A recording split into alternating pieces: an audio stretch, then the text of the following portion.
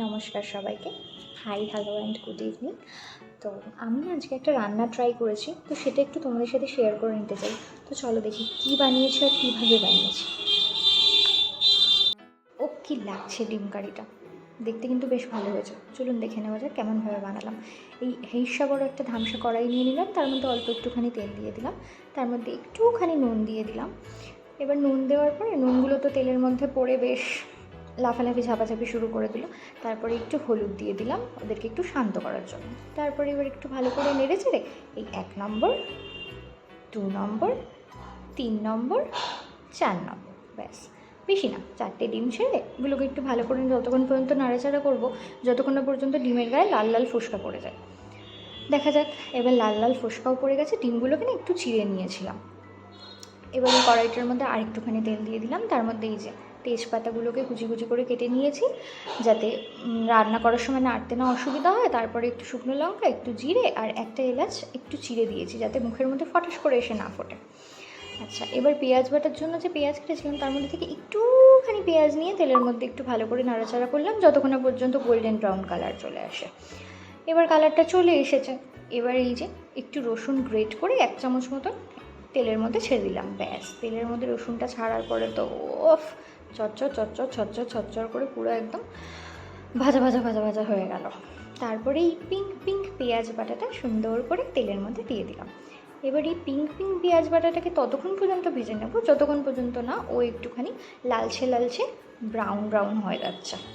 ব্যাস, এবার এই নাড়াচাড়া করার পালা, ভালো করে নেড়ে ছেড়ে ওকে একটা পজিশন মতন জায়গায় নিয়ে আসলাম। তারপরে এবার ও নিজের থেকেই প্রেশারের চোটে তেল ছাড়তে শুরু করে দিল।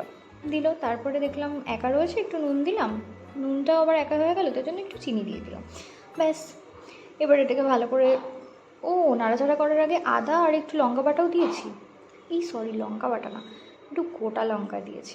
তো একটুখানি আদা আর একটু গোটা লঙ্কা দিলাম, দিয়ে এবার ভালো করে একটুখানি জল দিয়ে নাড়াচাড়া নাড়াচাড়া নাড়াচাড়া নাড়াচাড়া করতেই থাকলাম। মার সেই কথাটা মনে পড়ে যাচ্ছে যে আমি নাকি খুন্তি দেখলে থাকতেই পারি না, সমানে নাড়াচাড়া করতেই থাকি। যাক, নাড়তে চাড়তে এদের তো একেবারে 12টা বাজিয়ে দিয়েছি। 12টা বাজানোর পর যে লুকটা ক্রিয়েট হলো সেটা হলো এটা। এবার এর মধ্যে একটুখানি জিরে গুঁড়ো দিলাম, আর একটুখানি 2 চামচ মতন ধনে গুঁড়ো দিয়ে দিলাম। এই যে, এবার দেবো একটুখানি লঙ্কার গুঁড়ো, কারণ আমরা বাবা অত ঝাল খাই না, ঝাল খেলে কেমন যেন একটা বুকের মধ্যে জ্বালা জ্বালা করে। তারপর একটুখানি হলুদ গুঁড়ো দিয়ে দিলাম, বেশ ভালো সুন্দর কালার হবে। এবার এই যে নাড়তে নাড়তে ওরা একেবারে ভর্তা বানিয়ে দিয়েছি। এবার এই মোমেন্টটায় মনে হলো একটু টমেটো পিউরি দিয়ে দিই, নাহলে ব্যাপারটা ঠিক জমছে না। এবার টমেটো পিউরি দিয়ে ভালো করে নাড়তে শুরু করলাম, আবার ওই নাড়াচাড়া নাড়াচাড়া নাড়াচাড়া নাড়াচাড়া। বাবা গো, হাঁপিয়ে গেছি। দেখা যাক তাহলে কী পজিশনে এলো। এই যে কি সুন্দর দেখতে হয়েছে। আবার এটাকে ভালো করে কষিয়ে একেবারে ছানা বড়া করে দিয়েছি। তারপর তো একটুখানি জল দিয়ে দিলাম। এবার কি সুন্দর দেখতে হবে, এই যে সুন্দর মতন দেখতে হবে। তারপরে যখন আলুটা দিয়ে ভালো করে কষাবো, এবার এই সেদ্ধ করা আলুটা একটু দিয়ে দিলাম। আমার বাবা আলু ভাজতে বোরিং লাগে, ওই জন্য ডিমের সাথেই একেবারে সেদ্ধ করে নিই। হ্যাঁ, আমি কিন্তু ডিমগুলোকে ভালো করে পরিষ্কার করে নিই, একদমই নোংরা টোংরা থাকে না, সেসব নিয়ে একদম ভয় নেই। তারপর এবার একটু কষিয়ে জল দিয়ে দিলাম। ব্যাস, এবার এটা ফুটবে। টকবক টকবক টকবক টকবক করে ফুটতে শুরু করে দিয়েছে। এবার এই সুন্দরী ডিমগুলো ওর মধ্যে ঝপাং করে ছেড়ে দিলাম। ব্যাস, এবার এটাকে নাড়াচাড়া নাড়াচাড়া আলতো করে সুন্দর করে নাড়তে হবে। ব্যাস, নেড়ে টেড়ে এই যে টকবক টকবক টকবক করে ফুটছে, তারপরে না একটু কোথার থেকে ধনেপাতা পেয়েছি, সেটাকেও একটু ওর মধ্যে ছড়িয়ে দিলাম, বেশ একটা অ্যারোমা ক্রিয়েট করবে। হেভি লাগে কিন্তু। ব্যাস, এবার আর একটু নাড়ছি। এত সুন্দর রঙটা এসেছে না, মনে হচ্ছে এই মোমেন্টেই ভাত দিয়ে খেয়ে ফেলি। না না না না, এরকম রিস্ক একদম নিতে যাবেন না, মুখ টুক পুড়ে যাবে, দরকার নেই বাবা। জিভ পুড়ে গেলে আবার কোনো কিছুই টেস্ট লাগে না। এই গরম মশলার গুঁড়ো একটুখানি দিয়ে দিলাম। ব্যাস, কি সুন্দর রঙটা এসেছে। না না, সত্যি ভালো হয়েছে।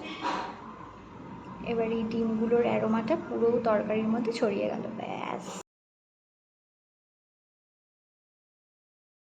রান্নাটা তোমাদের সকলের কেমন লাগলো প্লিজ একটু আমায় জানিও, কমেন্ট করো, লাইক করো আর একটু শেয়ার করো please. Thank you so much, tata.